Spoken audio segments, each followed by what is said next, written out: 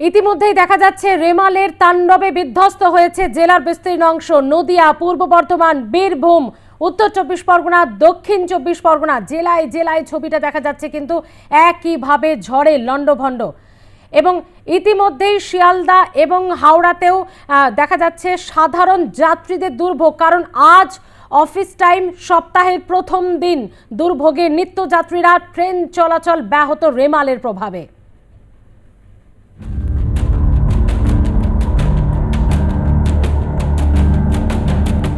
রাতভর রেমালের তাণ্ডব, আর তার জেরেই কার্যত লণ্ডভণ্ড শহর কলকাতা। শহর কলকাতার একাধিক জায়গা জলমগ্ন ইতিমধ্যেই, আর তার জেরে যান চলাচল ব্যবস্থার ওপরেও যে একটা মারাত্মক প্রভাব পড়বে সে কথা বলাই বাহুল্য। সপ্তাহের প্রথম দিন কিন্তু রেমালের যে তাণ্ডব দেখেছে শহর কলকাতা সহ গোটা রাজ্য রবিবার রাতে, তারপর সোমবার জনজীবন ঠিক কতটা স্বাভাবিক থাকবে তা নিয়ে কিন্তু ইতিমধ্যে প্রশ্ন উঠে গিয়েছে। একদিকে যেরকম জল জমে রয়েছে শহরের বিভিন্ন রাস্তায়, এর পাশাপাশি বৃষ্টি এবং ঝোড়ো হাওয়ার দাপটও একসঙ্গে চলছে। একেবারেই জলমগ্ন পার্ক স্ট্রিট থেকে শিয়ালদা যাওয়ার যে রাস্তা, সেই রাস্তা কিন্তু মারাত্মক রকমভাবে জলমগ্ন হয়ে রয়েছে। কখন এই জল নামবে সে কথা কিন্তু এখনো পর্যন্ত বলা যাচ্ছে না। রবিবারই সাংবাদিক সম্মেলন করে কলকাতা পুরসভার মেয়র ফিরহাদ হাকিম তিনি কিন্তু জানিয়ে দিয়েছিলেন যে পুরসভা কিন্তু একেবারে তৎপর রয়েছে এই জল যত তাড়াতাড়ি নামিয়ে ফেলা যায়। কিন্তু যে হারে বৃষ্টি হয়েছে, যারা কাজ করছেন তাদেরও কিন্তু বেশ খানিকটা বেগ পেতে হচ্ছে এই জলকে নামিয়ে আনার জন্য। সকাল থেকেই কিন্তু পাম্পিং স্টেশনগুলো তারা তাদের কাজ শুরু করে দিয়েছে। এবার দেখার বিষয় একটাই, এই যে একটা জলমগ্ন অবস্থা, সেই জল যন্ত্রণা থেকে ঠিক কখন মুক্তি মেলে শহরবাসীর। ক্যামেরায় বিনয় মণ্ডলের সঙ্গে সায়ন্তিকা বন্দ্যোপাধ্যায়, আর+ নিউজ, কলকাতা। ইতিমধ্যেই স্বাস্থ্য পরিষেবাতেও রেমালের প্রভাব। মেডিকেল কলেজে জমেছে জল, ব্যাহত চিকিৎসা পরিষেবা। সরাসরি কথা বলবো, আমাদের সঙ্গে রয়েছে আমাদের প্রতিনিধি সায়ন্তিকা বন্দ্যোপাধ্যায়। সায়ন্তিকা, কি অবস্থা মেডিকেল কলেজে?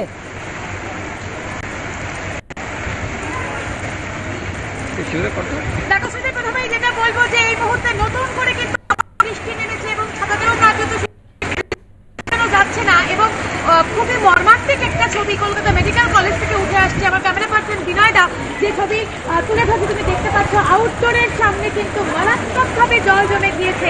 এই ছবিটা কিন্তু কার্যত গোটা মেডিকেল কলেজ জুড়েই এই ছবিটা উঠে আসছে। এবং আমরা যে এই মুহূর্তে হাঁটতেও কিন্তু যথেষ্ট বেগ পেতে হচ্ছে, কারণ প্রচন্ড পরিমাণে জল। আউটডোরের সামনে কিন্তু মানুষজন দাঁড়িয়ে রয়েছে, কাউকে আমরা দেখতে পাচ্ছি করেই তারা এসছে।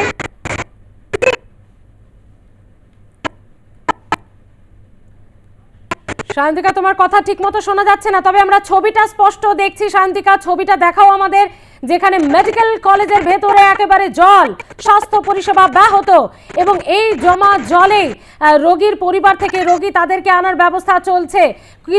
যখন কোনো কিছু উপায় নেই তখন এই জল যন্ত্রণা নিয়েই স্বাস্থ্য পরিষেবা পেতে আসছেন রোগীরা। মেডিকেল কলেজের ছবিটা আপনাদের সামনে, অর্থাৎ রেমালের তাণ্ডব শুধুমাত্র জনজীবন নয়, স্বাস্থ্য পরিষেবাতেও পড়েছে। আপাতত ধন্যবাদ শান্তিকা তোমাকে, তোমার কথা ঠিক মতো আসছে না। এবং এই মুহূর্তে আমরা আরো একবার চলে যাব মাদার টেরেসা সরণিতে। সেখানে রয়েছে আমাদের প্রতিনিধি, আমাদের আরেক প্রতিনিধি সুচারু মিত্র।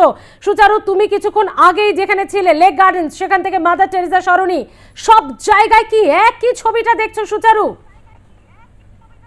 কলকাতার দেখো স্মৃতি, তোমাকে জানিয়ে রাখবো যে সায়েন্স সিটিতে জল নেমেছে ঠিকই, বা বাইপাস সংলগ্ন এলাকায় জল নেমেছে, চিংড়িঘাটাতে জল নেই, কিন্তু মাদার টেরেসা সরণি, লেক গার্ডেন্সের পর মাদার টেরেসা সরণি, পার্ক স্ট্রিট সংলগ্ন এই রাস্তা যেটা কিন্তু কানেক্ট করছে একেবারে মিন্টো পার্কের দিকে, সেই মাদার টেরেসা সরণির ছবিটা দেখো, জলমগ্ন, হাঁটু জল, এবং কার্যত মন্থর গতি হয়ে যাচ্ছে গাড়ির। মনে হচ্ছে না যে এটা একটা মূল রাস্তা। মাদার টেরেসা সরণিকে দেখে মনে হচ্ছে এটা বোধহয় কোনো নদী পথ। এত জল এখানে এখনো লক করে রয়েছে, জমে রয়েছে, এখনো ডিসচার্জ করা যায়নি। কলকাতা পুরসভার যারা শীর্ষ আধিকারিকরা তারা কাজ করছেন। দেখো, একটি বাস আসছে, কিন্তু বাসের চাকার অধিকাংশ অংশ জলের তলায় রয়েছে, ফলে অত্যন্ত অসুবিধা। ফাঁকা বাস বলা যেতে পারে। অনেকেই অ্যাভয়েড করেছেন আজকে কলকাতা আসাটাকে, এবং যে সার্বিক চিত্র আমরা এখানে দেখতে পাচ্ছি, আর+ নিউজের দর্শকদেরকে আমরা দেখাচ্ছি যে দুর্যোগপূর্ণ আবহাওয়া।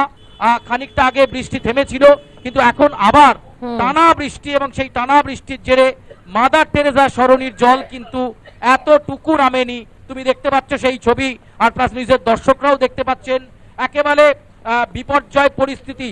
এবং মাদার টেরেসা সরণির থেকে শুরু করে 2 কিলোমিটার টানা রাস্তায় জল জমে রয়েছে। আমার চিত্র সাংবাদিক বন্ধু প্রসেনজিৎ যে ছবি দেখাচ্ছেন, কলকাতা পুরসভার কাছে এই ছবি গিয়ে পৌঁছেছে এবং কন্ট্রোল রুম থেকে তৎপরতা শুরু হয়েছে। লক গেট সবে খুলেছে স্মৃতি, তবে এখনো যদি 1 ঘন্টার মধ্যে দেখা যায় যে মাদার টেরেসা সরণির এই জল নামেনি, তাহলে এখানে পোর্টেবল পাম্প পাঠানো হবে। 456টি পোর্টেবল পাম্প প্রস্তুত রাখা হয়েছে, সেই পোর্টেবল পাম্প এখানে পাঠানো হবে জল নামানোর জন্য। এবং দেখতে পাচ্ছ বিপজ্জনকভাবে গাছের তলায় বিভিন্ন ধরনের তার পড়ে রয়েছে, ইলেকট্রিক্যাল ম্যালফাংশন যাতে না হয়ে যায় তার দিকে কিন্তু নজর রয়েছে সকলের। এবং এই মুহূর্তে যে পরিস্থিতি আমরা দেখতে পাচ্ছি, মাদার টেরেসা সরণি কিন্তু জলমগ্ন, থই থই করছে জল, হাঁটু সমান জল।